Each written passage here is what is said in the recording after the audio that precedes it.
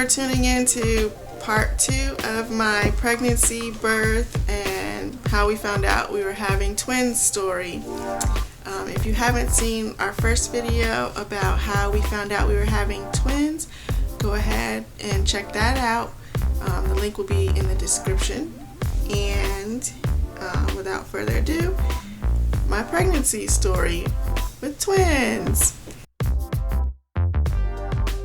So almost immediately after finding out I was having twins, my morning sickness hit with a bang. Like, it was nothing I had ever experienced before, and I have 2 kids. I've been through 2 pregnancies before this, so the sickness was crazy. I would throw up multiple times a day. There was only certain foods that I could eat. A lot of foods I couldn't eat, but if it had a smell, I couldn't eat it. I was in the bed most of the time. I was pregnant for 2 or 3 months. I just laid in the bed because if I were to sit up, I would throw up. If I were to walk across the living room, I would throw up. If I were to brush my teeth, I would throw up. If I were to go in the kitchen, I would throw up. So all I could do was lay down. If I sat up in bed, I would throw up. So all I could do was lay down and watch a lot of Netflix and stuff, played on my phone a lot.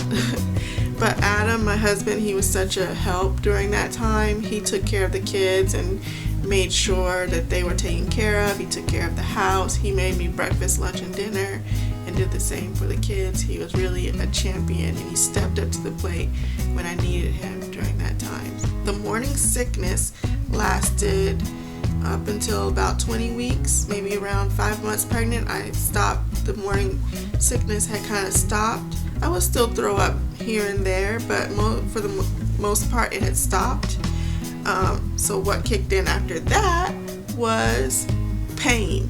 When you're pregnant with twins, you're gonna have pain. There was and fatigue. I got tired easily. I got tired from just standing up. I got tired from making lunch. I got tired from sitting up.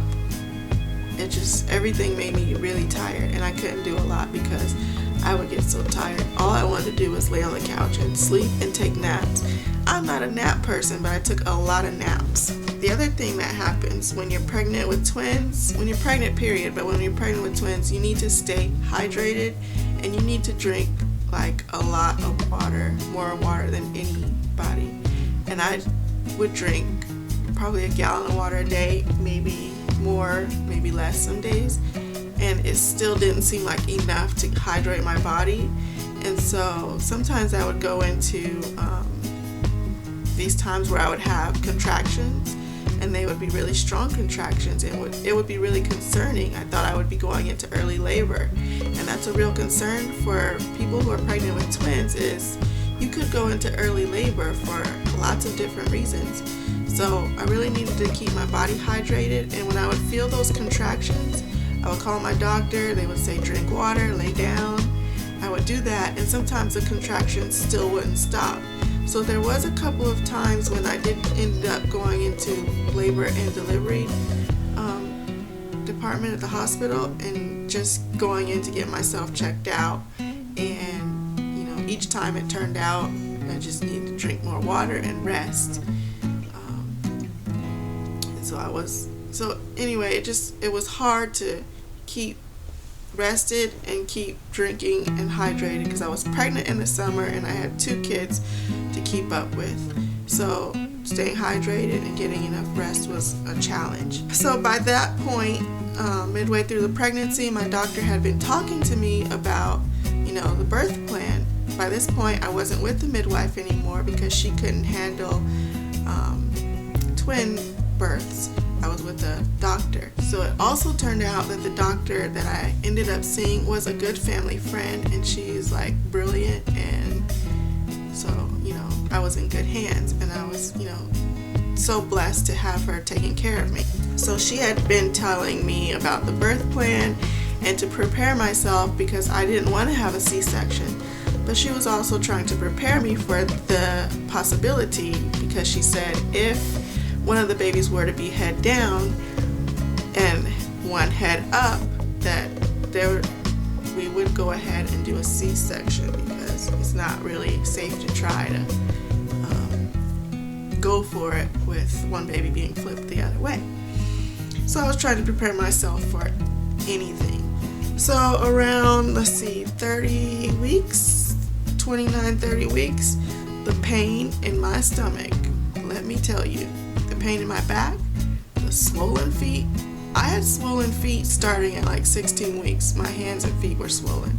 But the pain I felt every single day while being pregnant was crazy. Around 34, 35 weeks, I started experiencing blood pressure problems and the beginnings of preeclampsia.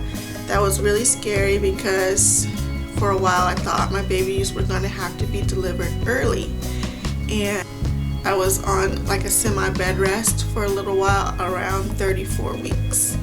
So if you want to hear the rest of the story, tune in for my next video where I talk about our labor and delivery story.